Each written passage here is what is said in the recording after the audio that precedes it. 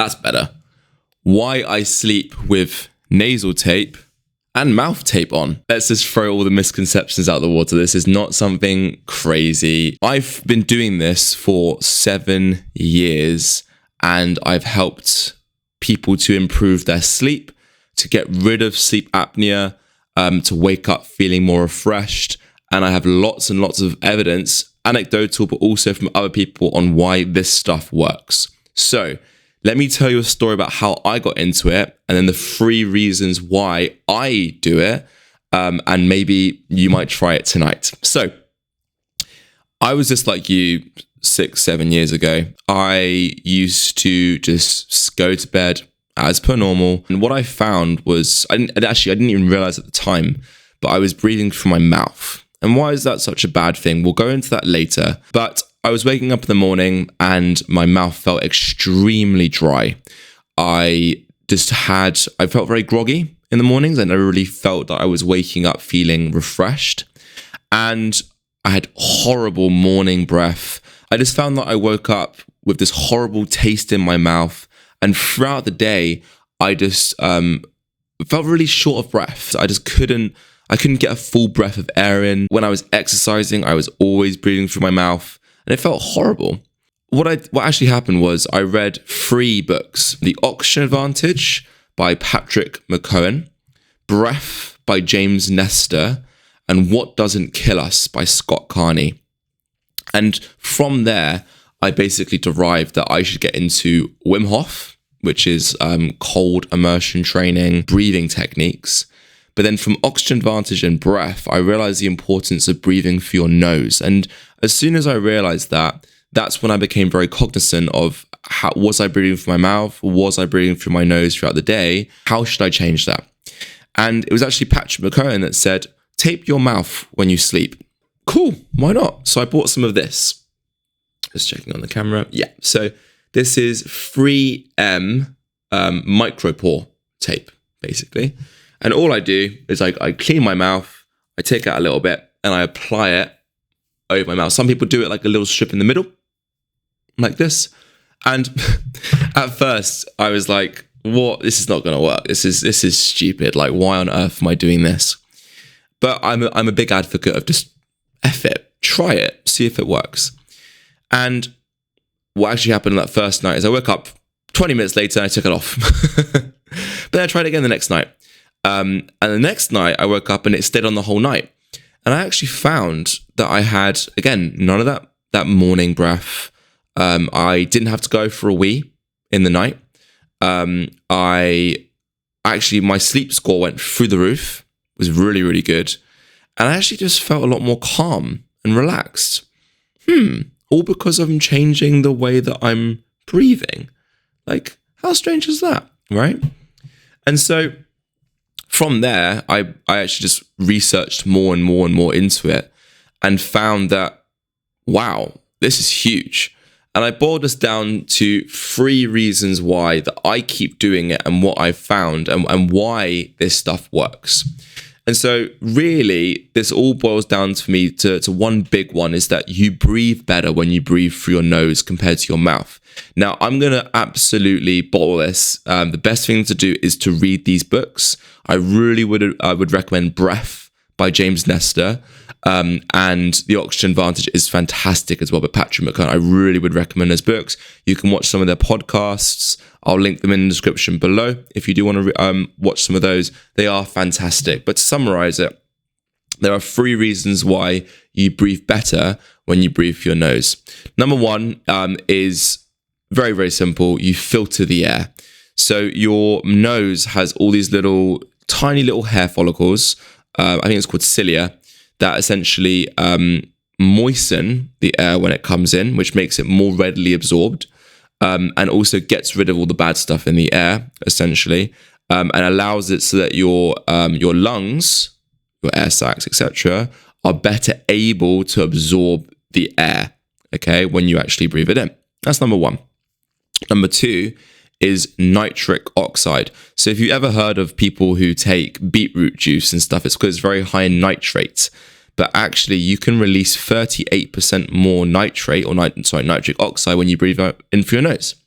And that is, again, because of these little cilia, these little hair follicles in your nose, that when you breathe in, it passes through them, your nose actually secretes this and makes your lungs more able to then absorb the air.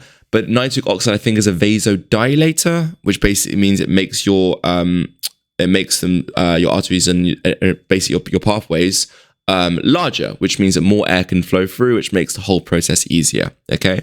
Last one is the Bohr effect. Little fact: did you know that your body is incapable of knowing how much oxygen you have in you at one time? It's physically impossible. It doesn't know.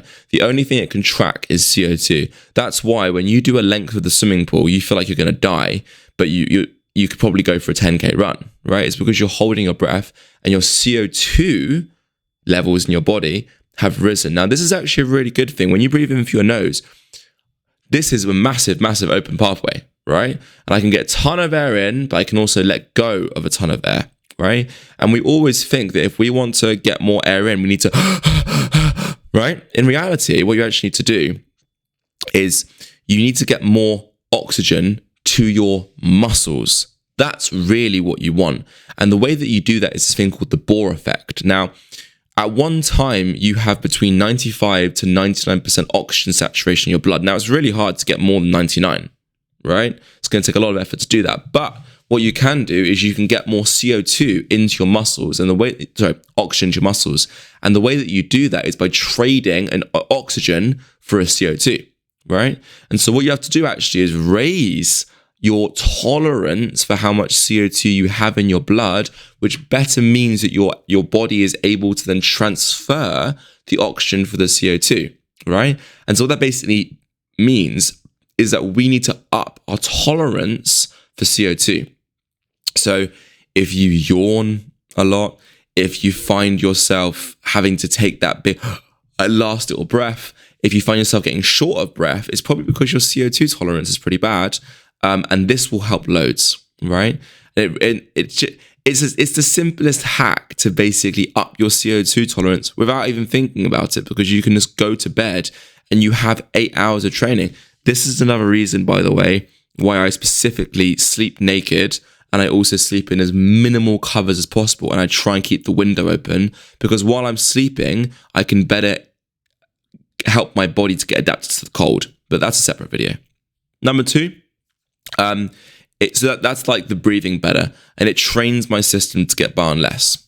Number 2 is, for me, is the nighttime routine, right? And so I've spoken about this before in a video of why I believe the nighttime routine is so important, and your morning routine. And number 1, I know that when my brain knows that when that tape goes on, it's sleep time, and I usually I go straight to sleep. And because I've trained that, it's like Pavlov's dog, right? If you know the Pavlov's dog, it's like I think you ring a bell every time a dog gets feeding, and then every time you ring the bell, the dog starts salivating because it's expecting food. Same thing with your body. You're just an animal, right? And so when you go to sleep, putting that tape on is a signal to my brain of it's bedtime, right? But along with that, it actually stops me from chatting to my girlfriend, right? Yes, if you want to kiss, you're going to have to take off the tape. Ha ha ha. But fundamentally, it's like when this tape goes on, it's like, right, night, sweetie, bedtime. And it stops you from chatting all night, which is fine, which is great. But it's like when it's 10:30 and you're up at 5 and you need your sleep, and it's really, really important, and you know it's lights out time, it's really good to have that kind of cut off. It's like, right, this is literally bedtime. So that for me, it's really improved my nighttime routine and better made me able to do that. And overall, guys, I've recommended this to so many people, and they have found that they wake up in the morning and the mouth isn't so dry. It has cured snoring and sleep apnea for people, right? And I have evidence, not just in my sleep score, but in all of our members in the gym, in their sleep score as well, that it actually has improved. Your REM gets better, your deep sleep gets better, you're awake less in the night. And yes, some nights you might wake up and rip it off, fine, cool. But it's better than sleeping with your mouth open all night and just going for that. So the nasal strips that I use, I haven't really touched on the nasal strips too much. This is a very recent addition. This for me, I have been doing for 7 years, for a long time. This has only been recent. This has been like maybe a month. But I actually wear this when I'm in the office in the morning, and I wear it all through the night. I haven't yet plucked up the courage to do it out in public. But what I found is, God, I first got these when a friend of mine wears them all the time. And I was like, oh, fuck it, I'll try them. They're super cheap. They are just nasal strips, like sleep ease remedies, right? And I put one on, and honestly, it felt like I could breathe again through my nose. Like, it just completely opened it up. Fantastic. And so combining them together is like, oh my God, perfect. But I'll do a whole other video on why I think these are great and why I do use those as well. All right. So if you do want to improve your sleep, they're super cheap, right? Go for it. Try it. What's the worst case scenario? Your partner might say you're a weirdo. We all know that anyway.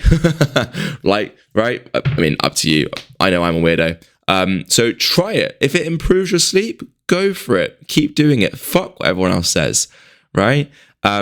Because you'll be sleeping better anyway. And that is the most important thing that we can be doing on a day-to-day basis to improve our health and everything. All right. So if you did enjoy this video, guys, please subscribe to see more. I've got a ton more content coming out on sleep, habits, nutrition, fitness, all of that good stuff. And if you really did enjoy this, make sure to hit a like, just so I can see if you guys are enjoying the videos, and I'll know to make more of them. All right. So nice one, guys. Hope you have a good sleep tonight. Maybe try it out. And I will see you guys in the next video.